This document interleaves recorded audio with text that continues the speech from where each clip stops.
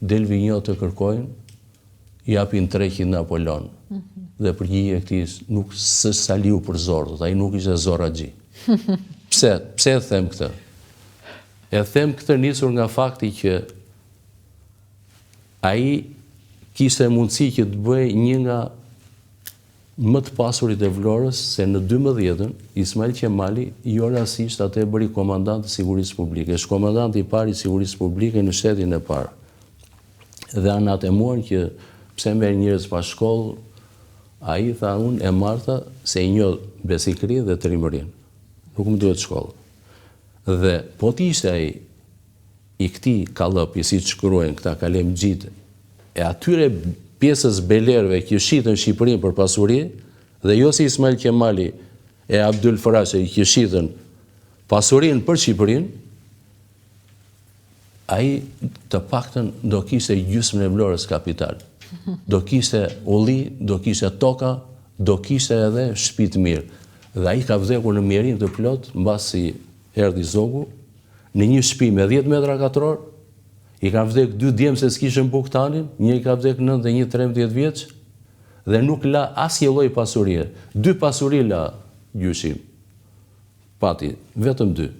Pati zemrën që e mori me vete, dhe la 2 fekun në mur, që ta zbrase i biri me atë frym patriotike dhe trimërie siç bëri babajti. Këto 2 pasuri pati, e zemrën dhe 2 fekun. Të tjerat janë pallavra. Për shembull, një nga anatemuesit më të egër të gjyshit është e Qerembe Vlora.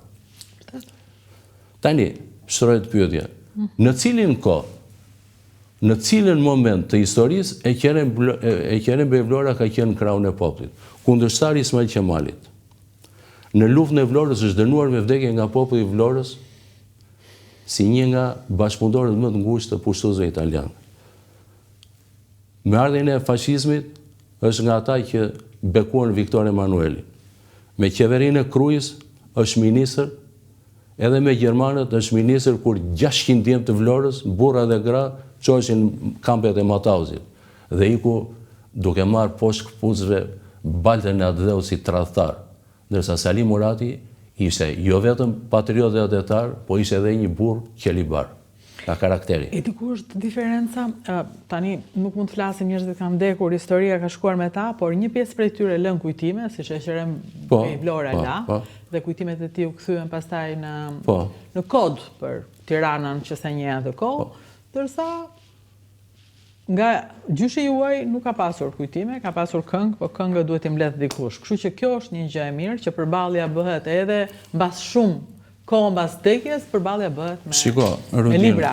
Unë e kam thënë se ka diçka që kur flet për njeriu tënd është edhe pak e vështirë. Se duke sikur mburrësh. Po kur ja përshon ky dokumenti këtu, është letër e Fejzia Lizotit që ja bën Luiq Gurakuqit në 21-shin, mbas luftës Vlorës. Edhe thot, në viset të Toskërisë, nga Sali Vranishi dhe të tjerë, është formuar komiteti Dora Zez. Ky komitet filloi të ndaloj buqërit të mos u japin të drejta të zotërve dhe të mos njohin zotrimin e tyre. Kjo vepër filloi me çifliqet e Surja Bej Vlorës. Surja ishte babai i Qeremit. Dhe këta ishin gjakpirësit e popullit. Ky takëm që gjithmonë e shitën Shqipërinë për karrike dhe për çifliqe. Ky lloj belerësh, ndërsa beler si Ismail Qemali, si Sulejman Delvina e Abdul Farashi me shok janë në panteonin e shqiptarizmës. Se nuk bën pazare me fatet e atë dheut. Dhe këto dokumenta flasin qartë. Pa folur, më thuaj një këngë që i ka kënduar populli e Qerembe Vlorës, një këngë. Jo, bëri librin vetaj. Ai e ka bërë librin, janë kujtime që i shkroi në emigracion, 40 vjet më pas i ka bërë, kupton? Por ai në të rrjetat e historisë ka qenë kundër drejtimit që ka marrë lëvizja patriotike në Shqipëri në tëra fazat. Ai ishte nipi Ismail Qemali dhe ishte kundërshtar. Ishte një Hamza siç ishte Hamza i nipi Skënderbeut, këta ishin Hamzat e Ismail Qemalit. Tani unë do të them diçka, që e kam thënë dhe dua ta them edhe këtu. ka dy lloj patriotësh, Rudina. Ka patriot me kohë plot dhe me kohë pjesme, partaj. Ka pas patriot, do të them një shembull, të marrim Qazim Koculi. Qazim Koculi është një figurë me një të kaluar shumë breslëndse dhe patriotike. Dhe jo rastisht në luftën e Vlorës, ku gjyshim komandon dhe disa qeta, ndërsa ishte komandant i gjithë luftës Vlorës, mbas Ahmet Lepenicës që drejtoi disa ditë. Ja, me që po flasë. Po. Komandant e fuqisë. Kjo ishte kupola që doli mbas luftës Vlorës. Qazimi ishte komandant, prefekt Qazim Kokoshi, ky Ahmet i ka qenë fillim, ky ka qenë komandant i parë, Ahmet Lepenica, dhe ky është drejtori i financës. Dhe këta i bëjnë propozim për gradimin e Salim Muradit. Ja bëjnë qeverisë. Ky është dokument arkivor. Po dhe tregojnë edhe ato çfarë ti tregon. Por e çka ka bërë? Dhe tani Çeli burgun. Tani marrim Qazim Koculin. Një patriot me një të kaluar shumë patriotike. Ka qenë dhe 24 orë kryeministri i Shqipërisë, kur ndërroheshin mbasi u plagos zogu në parlament nga Bekir Valteri. Edhe ishte lëmsh atëre, bëj një qeveri sot binte tjetra nesër. Kur erdhi Noli, që ministër, iku me shpurën e Nolit në mërgatën politike, dhe më paradoksale është që Qazim Koculi vjen me shpurën e fashizmit në 39. Dhe qa thot populli? Se populli e bën historinë, nuk e bëjnë gazetarët. Populli e bën historinë. Dhe populli tha kështu, aferim Qazim Koculi, vet i hodhi, vet i pruri. I hodhi në det dhe erdhi bashkë me ta. Dhe qa ndodhi tani me Qazim Koculin? Erdhi krye komisari i fashizmit në Vlorë. Ishte funksionari më i lartë i fashizmit. Në 42-shin, krahina e Mesaplikut, ose e lumit Vlorës, ishte një nga bastionet më të fuqishme të rezistencës antifashiste.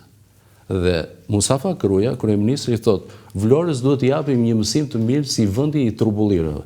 Dhe bashkë me legionet fashiste, vendi trubullirave. Po, bashkë me legionet fashiste vjen nga Dibra dhe Halil Alia si komandant shumë i egër i mercenarëve nga Dibra për të gjakosur dhe shtypur rezistencën antifashiste në Vlorë.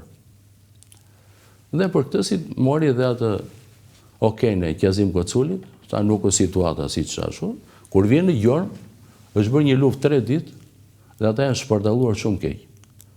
Dhe kur vjen në Vlorë se ju vra dhe nipi Halil Alis në Gjorm, dhe aty për herë të parë në Gjorm ka qenë gjithë populli, edhe partizanët, edhe ballisët, me në krye Yusrin Lepenica. Yusrin Lepenica ishe nga ato figurat të ballit, nga të rallat, mund të themi, që e ka zbrazur armën kundër fashizmi, edhe atë që i zbërda i 20-ën, Yusrin Lepenica.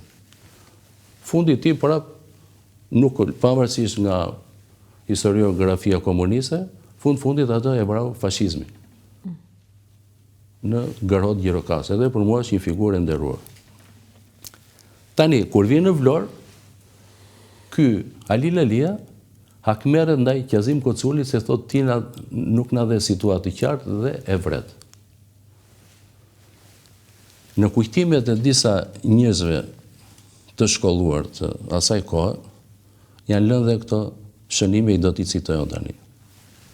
Dhimitër Konomi, që ka prona ish kampin e punëtorëve, e ke parasysh, i Teo i Ftohtë, ishte një patriot, 24 karac, që kishin luftën e Vlorës dhe 14 vjeç.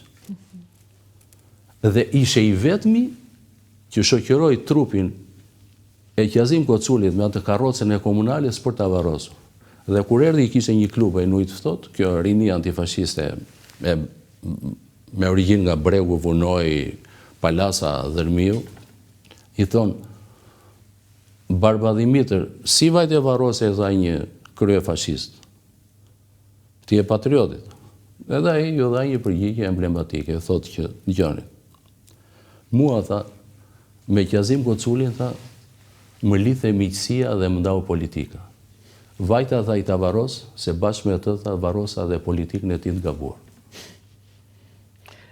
Pra, ky Qazim Koculi, unë do t'i thoshe një patriot me kohë të pjesshme.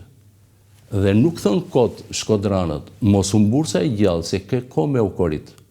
Ndërsa Turqit ka një shpreh që unë e kam të shqipëruar që thonë kështu, nderi, thot nderi, nuk është nga shtëpia në pazar, po është nga djepi gjë në varr. Dhe shumë e rëndësishme jo si e nis, themin e labri, po si e bitis, pati nga këta që e bitisën keq. Vlerësohet sot i bëj dhe bus Mustafa Krujës.